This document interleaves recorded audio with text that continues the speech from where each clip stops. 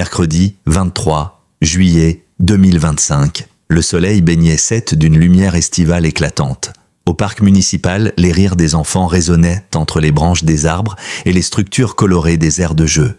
C'était une matinée presque banale, semblable à tant d'autres. Alex Delcourt avait emmené sa fille, la petite Céleste, au parc pour lui changer les idées. Après des semaines éprouvantes, entre les menaces anonymes, l'état critique de Judith et les tensions familiales, ce moment en apparence anodin avait des allures de bouffée d'oxygène. Il pensait pouvoir relâcher la pression, ne serait-ce qu'un instant. Céleste riait à plein poumon, jouant dans le bac à sable avec d'autres enfants, escaladant les modules avec l'énergie typique de son jeune âge. Alex, assis sur un banc à quelques mètres de là, la regardait avec tendresse, un demi-sourire aux lèvres. Depuis quelques jours, il se sentait de plus en plus isolé. L'enquête sur les menaces visant sa famille piétinait et Michael refusait catégoriquement de rouvrir un dossier que lui, Alex, jugeait pourtant explosif.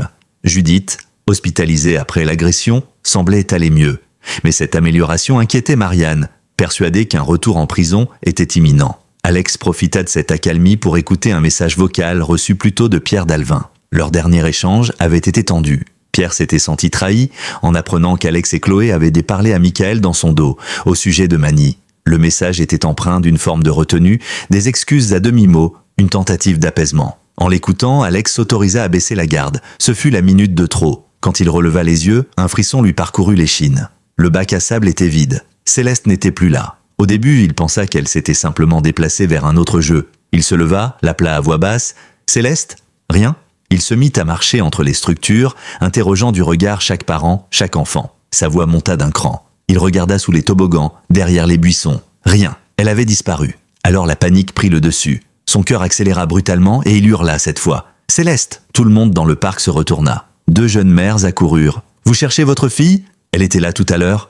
Un père indiqua qu'il l'avait vue près des balançoires, mais maintenant, rien. Alex fouilla frénétiquement la moindre parcelle du parc, appelant, courant, bousculant les passants sans s'en rendre compte. Il sortit son téléphone, appela Chloé, sa voix brisée par l'angoisse. « Elle a disparu. Je ne l'ai pas quittée des yeux, je te jure, elle était là. Et maintenant, plus rien. » Chloé mit quelques secondes à comprendre. L'instinct maternel la foudroya immédiatement. Elle abandonna l'hôpital en courant sans même saluer Michael. Elle sentit la terre se dérober sous ses pieds. Ce n'était pas une simple fugue. Céleste n'avait jamais quitté le parc sans prévenir. À 5 ans, elle connaissait la peur. Et surtout, elle n'avait aucune raison de partir seule. Arrivée au parc, Chloé trouva Alex en état de choc. Des policiers, déjà alertés par les passants, commencèrent à quadriller la zone. Les agents municipaux contactèrent les forces nationales. Les premières descriptions furent diffusées, un avis de recherche fut établi. Un plan d'alerte enlèvement en cours d'évaluation ne tarda pas à être envisagé. Tout allait si vite, mais pour Chloé, le temps semblait figé dans une bulle d'effroi. Alex répétait en boucle « Je l'ai lâché 2 minutes à peine ». Chloé l'écoutait, mais ses yeux étaient rivés sur le vide. Elle refusait de croire à un enlèvement, mais tout indiquait que la fillette ne s'était pas simplement égarée. Aucun cri, aucune trace, aucun indice. L'idée que l'enlèvement de Céleste puisse être lié aux menaces récentes s'imposa très vite. Chloé fit le lien, la vitre brisée, les lettres anonymes, la camionnette sabotée, et maintenant, leur fille. Il ne pouvait pas s'agir d'une coïncidence. Elle chercha Michael du regard, absente, il avait rejeté leurs alertes, minimisé leurs craintes, et maintenant, que restait-il à espérer? La terreur absolue venait de s'abattre sur les Delcourt. Un nouveau cauchemar, bien pire que les précédents, venait de commencer. Et cette fois, il touchait leur chair, leur sang, leur cœur, leur petite fille, leur Céleste. Lorsque Chloé se précipita au parc après l'appel d'Alex, elle le trouva blême, hagard, les yeux perdus dans le vide. Entouré par 2 agents de police, il tentait de reconstituer ce qui venait de se passer. Mais les faits étaient de trop simples, trop nets et terriblement angoissants. Céleste avait disparu, sans bruit, sans témoin, sans explication. Chloé, bouleversée, se précipita vers lui. Alex murmura, comme pour conjurer l'horreur, « J'ai juste baissé les yeux pour écouter un message. Je n'ai rien vu ?» Elle voulut crier, hurler sa colère, mais son cœur de mère prit le dessus. Elle se contenta de serrer Alex dans ses bras. Leurs regards se croisèrent et, dans ce silence terrible, ils surent que quelque chose de plus grand qu'eux venait de se mettre en marche. Très vite, la machine policière s'activa. Les équipes de surveillance furent mobilisées, les bandes vidéo des caméras alentour demandées en urgence. Un agent technique tenta de récupérer les images de la caméra du square, mais une mauvaise surprise les attendait. Les fichiers avaient été effacés. Comme pour Judith à l'hôpital. Cette coïncidence glaça Chloé. 2 lieux, 2 situations différentes, mais les mêmes méthodes d'effacement. Quelqu'un jouait avec eux. Elle tenta de convaincre Michael de rouvrir le dossier. Elle lui expliqua qu'un lien existait entre la disparition de Céleste, les menaces récentes et les sabotages. Mais il refusa une nouvelle fois. Il leur recommanda de ne pas tirer de conclusions hâtives, de laisser la police travailler. « Ce n'est pas ainsi que vous aiderez Judith », lança-t-il froidement, comme s'il les accusait indirectement de brouiller les pistes. Alex explosa. Il accusa Michael de faire preuve de passivité coupable. « Tu veux quoi? Qu'on attende qu'on retrouve Céleste dans une benne à ordures ?» Le ton monta, obligeant un officier à intervenir pour calmer les esprits. Michael, blessé, quitta les lieux, promettant de faire tout son possible de son côté. Mais ces mots n'avaient de plus de poids. En parallèle, Pierre, toujours obsédé par la disparition de Manny, multipliait les recherches. Il écumait les rues de Sète, interrogeait les serveurs, les vendeurs, tous ceux qui auraient pu croiser le jeune homme. Selon lui, Manny détenait une vérité clé, une information que personne d'autre n'avait. Mais malgré ses efforts, il ne trouva aucune trace. Pire encore, il découvrit que le téléphone de Manny avait été désactivé. Alex, venu l'aider, se heurta à l'amertume de Pierre, dont il se sentit trahi. « Tu n'avais pas à impliquer Michael derrière mon dos. Tu penses que je suis incapable ?» Alex tenta de justifier son choix, mais la blessure était trop vive. Pierre n'était pas un policier, pas un enquêteur officiel. Mais pour lui, c'était personnel. Très personnel. Il vivait cette enquête comme une quête de justice, voire de rédemption. Et cette mise à l'écart le rongeait. Chloé, prise entre deux hommes aux visions opposées, tentait de maintenir une unité de façade. Mais elle sentait la fissure grandir. La douleur, l'urgence et les secrets non partagés minèrent leurs forces. Elle savait qu'ils ne pouvaient pas se permettre d'être divisés maintenant. Pas alors que leur fille était en danger. Mais les conflits intestins prenèrent de l'ampleur, ralentissant les efforts communs. De son côté, Judith, toujours à l'hôpital, commençait à comprendre que quelque chose d'anormal se passait. Elle ressentait la tension dans les regards fuyants, les silences prolongés de Marianne et les absences répétées de sa mère. Lorsqu'elle interrogea Noor, l'infirmière éluda. Ce n'est que lorsque Jordan passa un coup de fil à Marianne que Judith entendit, entre les lignes, ce qu'on lui cachait. « Elle est où, maman ?» lança-t-elle. Noor hésita. Judith insista, s'énerva, tenta de se lever. Marianne finit par intervenir, l'informant avec la plus grande prudence que sa petite sœur avait disparu. Judith ne répondit pas. Elle fixa le mur, puis lentement, elle se mit à trembler. Ses lèvres se mirent à balbutier. « C'est de ma faute, c'est à cause de moi !» Elle comprit que tout était lié. Que la haine que certains nourrissaient contre sa famille n'en voulait plus seulement à elle, mais à tous les Delcourt. Et cette prise de conscience raviva ses blessures les plus profondes. Immobilisée sur son lit, elle sentit une angoisse monter, étouffante. Elle, qui jusque-là avait été au centre de toutes les préoccupations, devenait une spectatrice impuissante d'un nouveau drame. Alors que les recherches pour retrouver Céleste s'intensifièrent dans tout Sète, une autre inquiétude venait nourrir l'angoisse de la famille Delcourt, l'intrigante disparition de Manny. Depuis plusieurs jours, plus personne n'avait de nouvelles du jeune homme, ancien ami de Cyril Derbach, dont le nom revenait de plus en plus souvent dans les conversations murmurées. Pierre, toujours convaincu que Manny détenait des informations capitales sur le réseau criminel impliqué dans l'agression de Judith, se lança à corps perdu dans une traque solitaire. Il sillonnait les rues, les bars, les snacks. Il interrogea les commerçants du centre-ville, montra des photos, fouilla les réseaux sociaux à la recherche d'un signe, d'un indice. Rien. Même les proches supposés de Manny restaient injoignables. C'était comme s'ils s'étaient évaporés. Le plus inquiétant, son téléphone avait été désactivé volontairement, pas volé, pas détruit, juste coupé net, comme s'il avait voulu disparaître ou qu'on l'y avait contraint. Alex rejoignit Pierre en fin de matinée après avoir été contraint de quitter le parc suite à une crise d'angoisse. Il voulait agir, faire quelque chose, tout sauf rester inactif.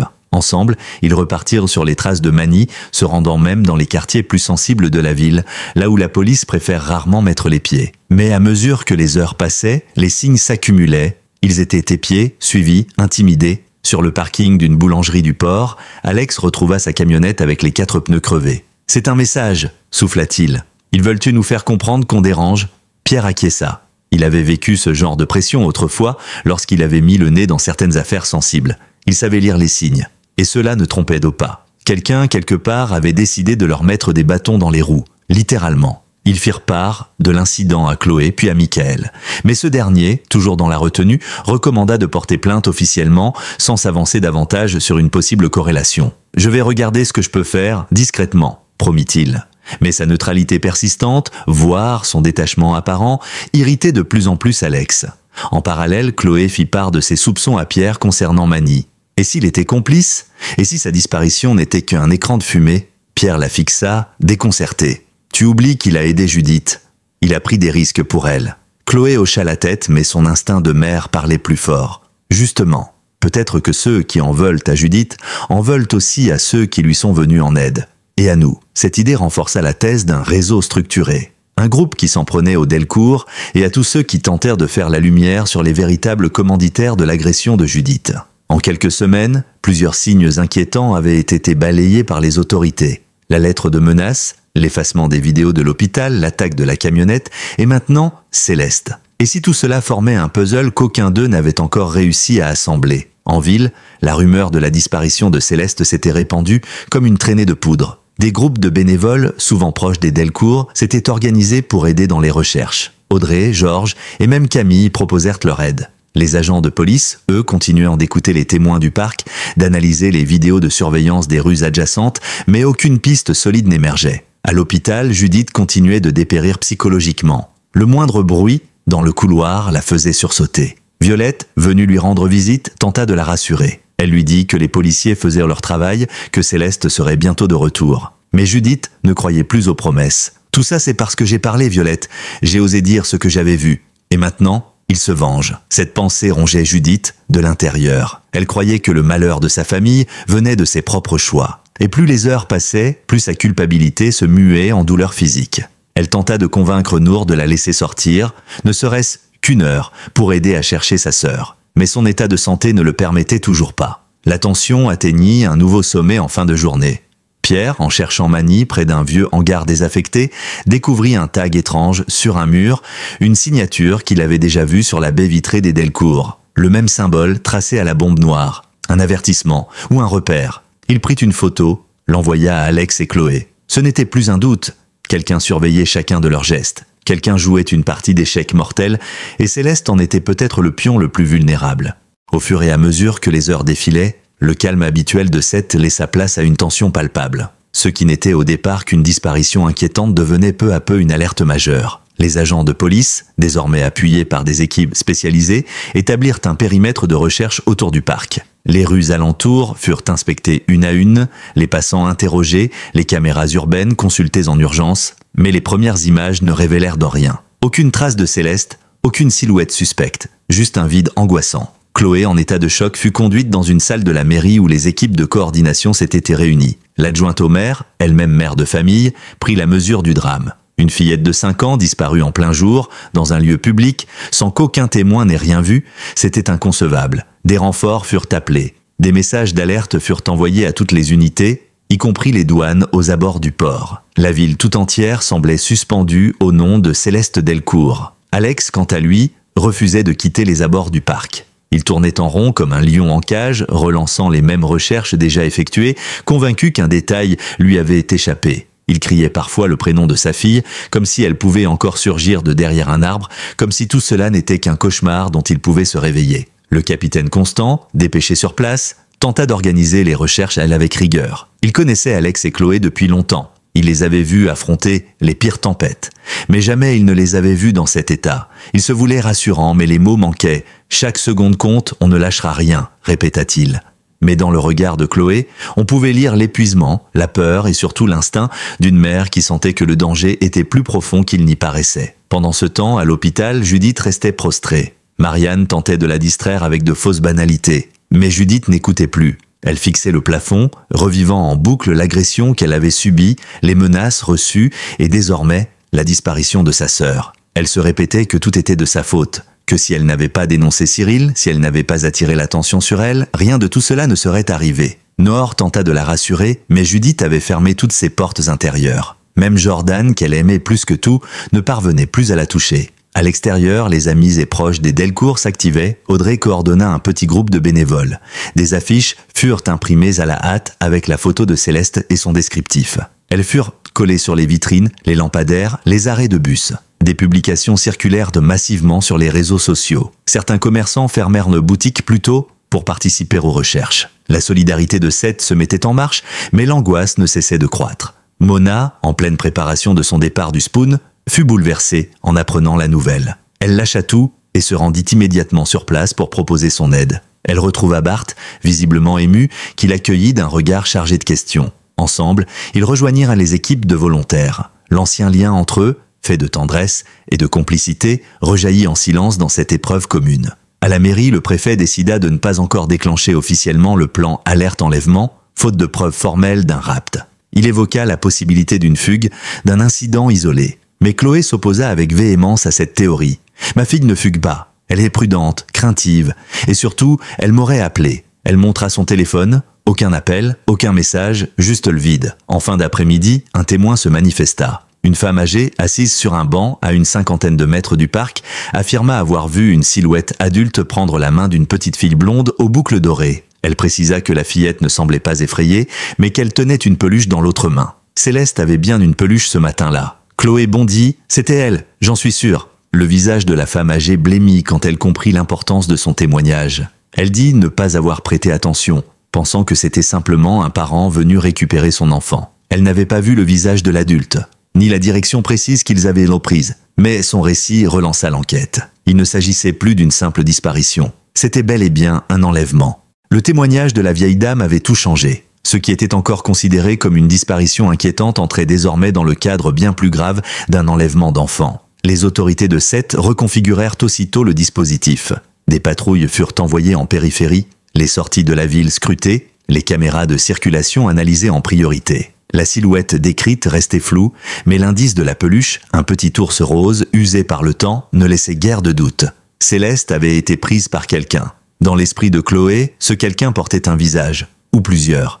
Des figures indistinctes, menaçantes, tapies dans l'ombre de leur passé récent. Elle pensa à Cyril Derbach, à Mani, à tous ceux que Judith avait côtoyés et qui auraient pu chercher à se venger par procuration. Le prénom de Michael effleura aussi ses pensées. Malgré elle, il avait été froid, trop passif, trop distant. Avait-il quelque chose à cacher? Était-il manipulé, compromis? Elle n'osait pas le dire à Alex. Mais Alex, lui aussi, doutait. À voix basse, il souffla à Pierre en marge d'un point avec les enquêteurs. Et si Michael savait plus qu'il ne le dit? Pierre, d'abord réticent à la théorie, finit par avouer qu'il n'avait plus confiance. Il joue un double jeu. Il protège quelque chose ou quelqu'un. Mais qui? Les tensions atteignirent un sommet lorsque Michael arriva à la cellule de crise de la mairie. Chloé l'intercepta, furieuse. « Tu ne peux plus rester neutre, Michael. Notre fille est entre les mains de quelqu'un. Et toi? Tu continues toi à parler de procédure ?» Le policier tenta de garder son calme, mais on lisait dans son regard une faille. Il était dépassé. « Je fais ce que je peux. Vous m'avez mis à l'écart, vous êtes allé voir Pierre dans mon dos. »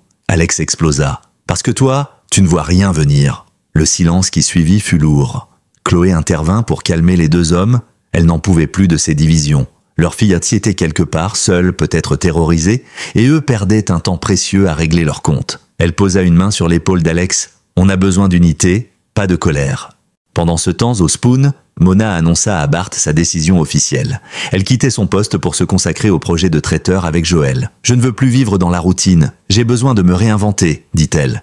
Mais en voyant la photo de Céleste sur l'écran de télévision derrière le bar, son cœur se serra. « Tu crois qu'elle va revenir ?» demanda-t-elle à Bart. Il détourna le regard, il n'avait pas la réponse. De retour à l'hôpital, Judith refusait de s'alimenter. Elle exigeait qu'on la laisse partir, menant une grève silencieuse. Violette tenta de lui faire entendre raison, mais Judith restait figée. Noor, touchée, demanda à Marianne de réévaluer sa condition psychologique. Elle ne tiendra pas si ça continue. Marianne, d'abord ferme, commença à douter elle aussi. Devait-on l'autoriser à voir ses parents, à participer aux recherches, ou au moins à avoir accès à une vidéo d'eux, une photo, quelque chose qui brise l'isolement. À la maison des Delcourt, Raphaël passa en fin de journée. Elle venait d'apprendre que le juge avait définitivement rejeté sa demande de libération conditionnelle pour Judith. Elle annonça la nouvelle à Chloé avec la délicatesse d'une amie. « Je suis désolée, il a été catégorique. » Chloé encaissa sans broncher, les larmes contenues. Ce n'est pas le moment de penser à Judith. C'est Céleste qui compte. Mais au fond d'elle, elle savait que tout était lié. Puis, un élément inattendu surgit. Une vidéo amateur fut transmise à la police.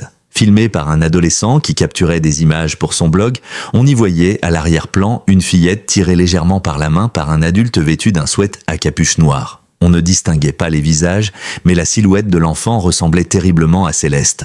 Le plan durait à peine 3 secondes, mais dans le cœur des parents, cela suffisait. C'était elle. Le commandant Constant demanda un arrêt image, puis fit analyser les détails de la vidéo. Sur un mur en arrière-plan, un tag. Le même que celui trouvé par Pierre près du hangar abandonné. Cette signature noire, circulaire, étrange, elle revenait encore. C'était un message, une signature, peut-être même une revendication. À ce stade, la thèse de l'acte isolé s'écroulait. Chloé le comprit, et Alex aussi. Ce n'était pas un simple déséquilibré. Il s'agissait d'un réseau, un groupe structuré, capable de saboter, de disparaître, de manipuler les preuves et d'effacer les vidéos. Et ce groupe avait désormais pris pour cible leur enfant. Le jour déclinait lentement sur Seth, teintant le ciel d'un orange tragique. Sur les visages épuisés de Chloé et Alex, la lumière du crépuscule semblait accentuer la profondeur des cernes, des rides d'angoisse qui n'avaient pas leur place sur ces visages d'ordinaire lumineux. Toute la ville vivait désormais à l'unisson de leur cauchemar. Les habitants scrutaient en les recoins des ruelles, les bénévoles distribuaient des tracts dans les gares et les stations-service. Et les réseaux sociaux étaient inondés de photos de Céleste. Et pourtant, malgré l'effort collectif, aucune piste sérieuse ne se dessinait. Pas d'appel de ravisseurs, pas de demande de rançon, pas d'objets retrouvés. Le silence, une fois de plus, était l'arme utilisée par l'ennemi. Un silence épais, tranchant, insupportable. Chloé retourna seule au parc. Le même parc, celui où sa fille avait disparu quelques heures plus tôt. Elle marcha lentement sur les graviers, frôlant les structures de jeu encore chaudes du soleil. Elle s'arrêta là où Céleste s'était tenue la dernière fois. Le bac à sable était vide. Le toboggan grinçait doucement dans le vent du soir. Un pigeon s'envola en claquant des ailes. Et puis, plus rien. Elle se laissa tomber à genoux sur l'herbe, les mains dans la terre, les larmes aux joues. Elle murmura le prénom de sa fille comme une incantation. « Céleste, mon bébé ». Puis tout à coup, un cri monta. Un cri venu du ventre, des tripes, un hurlement d'animal blessé, d'une mère à qui on a arraché l'enfant. Il fendit le silence du parc, traversa les arbres, atteignit les passants au loin. Certains se retournèrent, d'autres s'approchèrent, mais personne n'osa la déranger. Au commissariat, Constante analysait encore la vidéo floue obtenue plus tôt. Les experts tentaient d'agrandir l'image, de détecter des éléments de décor, des indices. La capuche de l'adulte, l'angle du bras, la position de l'enfant, tout était passé au crible. Un technicien crut reconnaître un lampadaire spécifique visible sur les quais de Sète. L'équipe se déplaça dans la zone, mais là encore, aucune trace. L'écho du passage était trop ancien. La piste refroidissait déjà. Pendant ce temps, Pierre errait dans les rues, obsédé par le tag vu sur la vidéo. Il retourna au hangar, cette fois, il entra à l'intérieur. Une odeur de moisissure et de métal rouillé lui sauta au visage. À la lumière de sa lampe, il découvrit des restes de carton, une chaise renversée, une bouteille vide. Et sur le mur du fond, une autre marque. Le même symbole peint avec précision. Cette fois, une inscription avait été ajoutée. « Vous paierez tous !» Il photographia tout, le cœur battant, et alerta immédiatement Michael. Ce dernier répondit brièvement, laconique, visiblement débordé par la pression. Mais à travers la voix de Pierre, il sentit qu'il n'avait plus le luxe de minimiser quoi que ce soit. À l'hôpital, Judith eut une nouvelle crise de panique. Elle tentait de se lever, arrachait ses perfusions. Nour et Marianne durent l'endormir de force. Dans son délire, elle répétait « C'est moi qu'ils veulent !» Violette pleura en silence. L'onde de choc de cette disparition se répercutait sur tout le clan Delcourt, brisant les plus solides, détruisant les plus fragiles. À la maison, Alex retrouva les dessins de Céleste sur la porte du frigo. Des soleils, des cœurs, un bonhomme qui tenait la main d'une petite fille en robe rose. Il passa ses doigts dessus puis s'effondra, silencieusement. Même Bart, d'ordinaire pudique, lâcha une larme en voyant la scène. La nuit tomba sur une ville bouleversée. Et dans cette obscurité grandissante, une silhouette s'approcha du port, discrète, rapide. On n'en voyait que le dos, la capuche noire, le pas assuré. À ses côtés, une enfant. Sa main dans celle de l'adulte, une main si petite, si confiante. L'image se brouilla, puis le silence. L'épisode se termina sur ce plan suspendu, le regard vide de Chloé, toujours agenouillée dans l'herbe, fixant l'horizon, et les vagues qui, en contrebas, s'écrasaient avec régularité sur les rochers, comme un battement de cœur, comme un compte à rebours. Merci d'avoir suivi cette réécriture détaillée de l'épisode 1993 de Demain nous appartient. La disparition de Céleste plonge les Delcourt dans l'un des drames les plus poignants de la série et bouleverse toute la ville de Sète. Entre tensions familiales, pistes inquiétantes et silence pesant, cet épisode marque un tournant crucial pour la saison. Si vous avez été ému, choqué ou intrigué par cette intrigue, n'hésitez pas à laisser un commentaire ci-dessous. Vos impressions comptent énormément pour nous. Abonnez-vous pour ne rien manquer des prochains rebondissements et partagez cette vidéo avec vos proches pour faire vivre la communauté des fans. À très vite pour la suite et peut-être l'espoir d'un miracle.